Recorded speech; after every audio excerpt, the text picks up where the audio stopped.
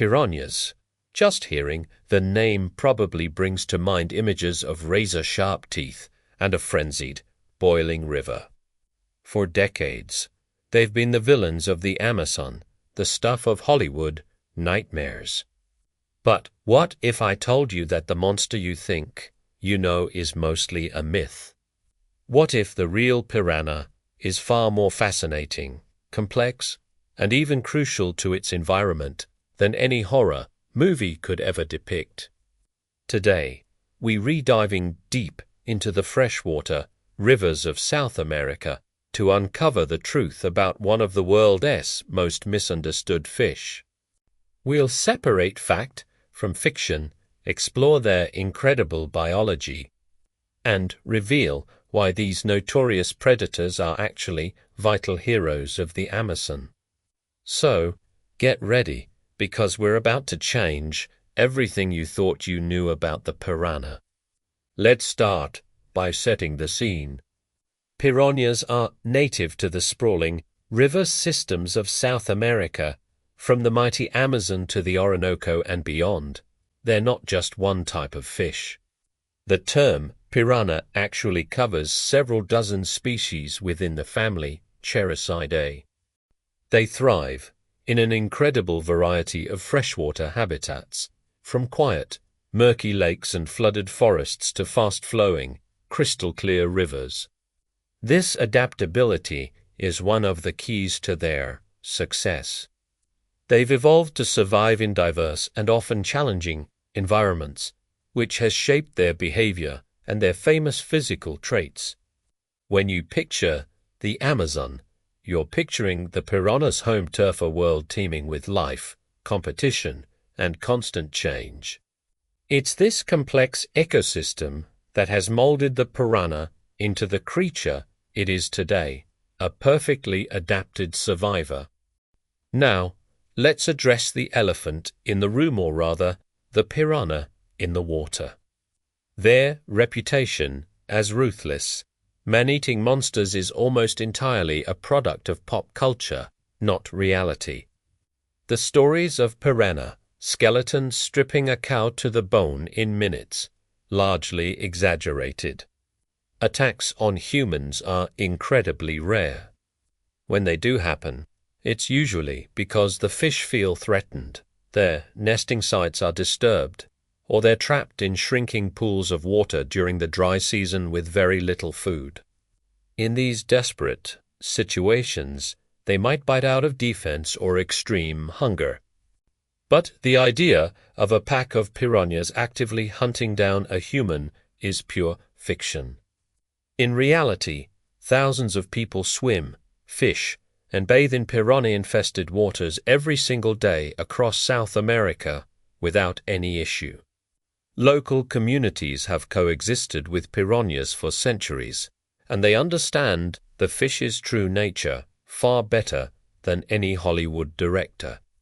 So, if they aren't the bloodthirsty monsters we imagine, what do piranhas actually eat?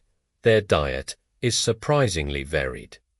While they are carnivores, they're more accurately described as opportunistic omnivores.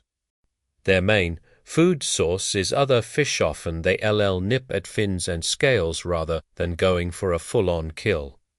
They also eat insects, crustaceans, fruits, seeds, and plants that fall into the water. A huge part of their diet is carrion. That's right. Piranhas are one of the river's most important cleanup crews. By scavenging on dead and dying animals, they play a vital ecological role. They help to recycle nutrients back into the ecosystem and, crucially, prevent the spread of diseases that could fester in decaying carcasses. Far from being a menace, they are essential janitors of the Amazon, maintaining the health and balance of their aquatic world. Without them, the rivers would be a much dirtier and less healthy place. Let's talk about those famous teeth. This is one part of the piranha's reputation that is absolutely true. They are incredible. Piranha teeth are triangular, razor-sharp, and interlock perfectly like a set of surgical scissors. This design allows them to slice and shear through flesh with astonishing efficiency. What's even more amazing is that their teeth are not permanent. Piranhas shed and replace their teeth continuously throughout their lives, but they don't lose them one by one. Instead, they lose an entire row of teeth on one side of their jaw at a time. The new teeth are already growing underneath, ready to pop into place. This ensures they always have a perfectly sharp set of blades for feeding.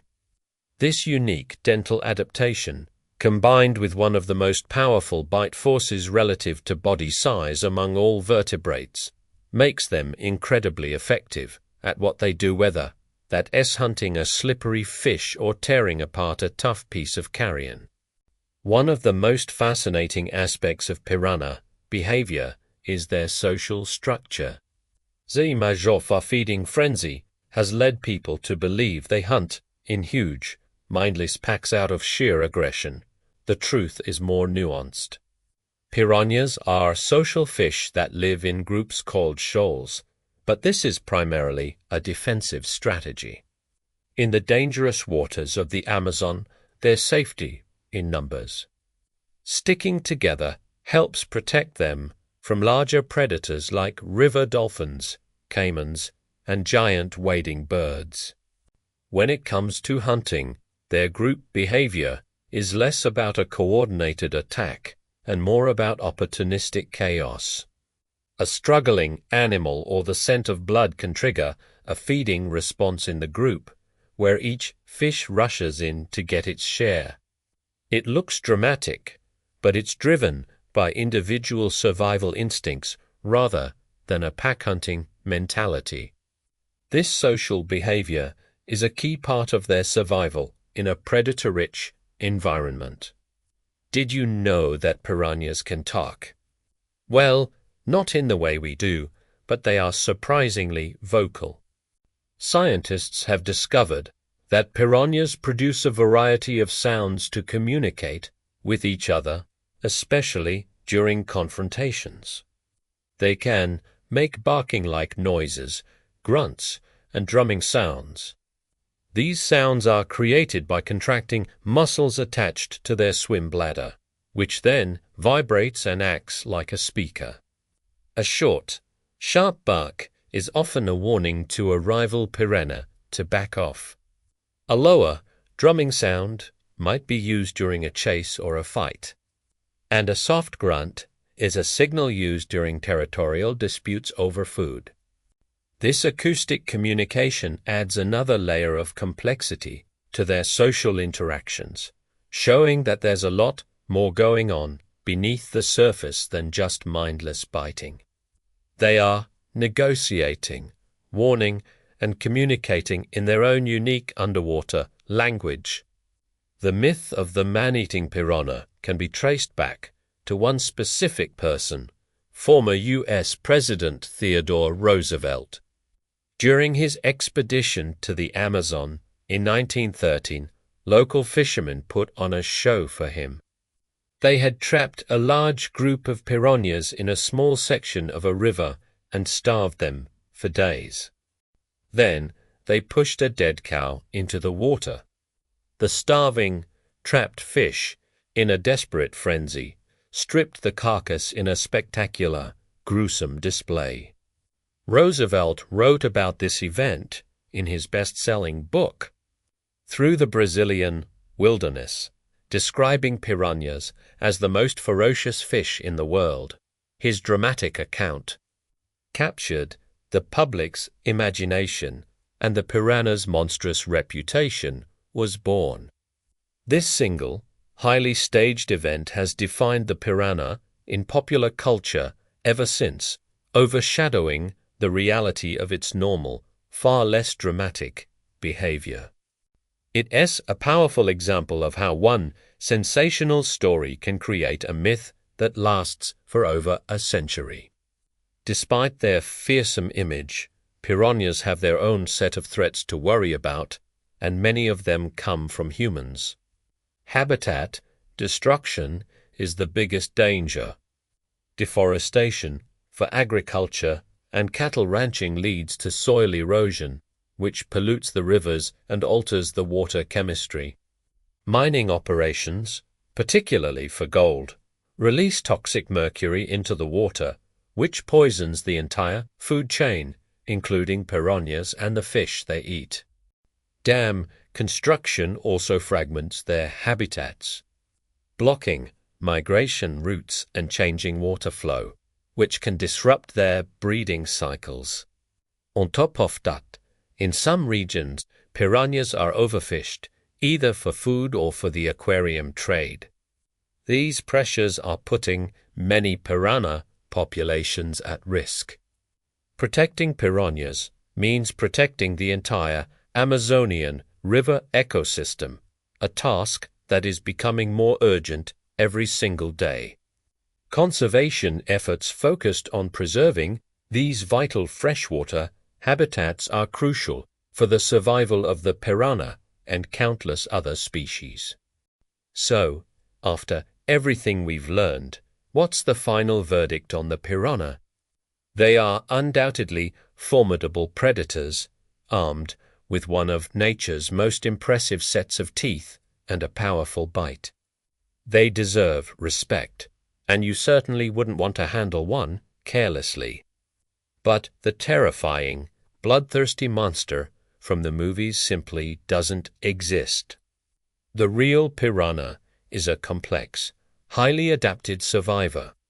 It's a social fish that communicates with its own kind, a key scavenger that keeps its ecosystem clean, and an integral part of the incredible biodiversity of South America's rivers. The legend of the piranha is a classic case of our fear and fascination with the unknown, amplified by sensational stories.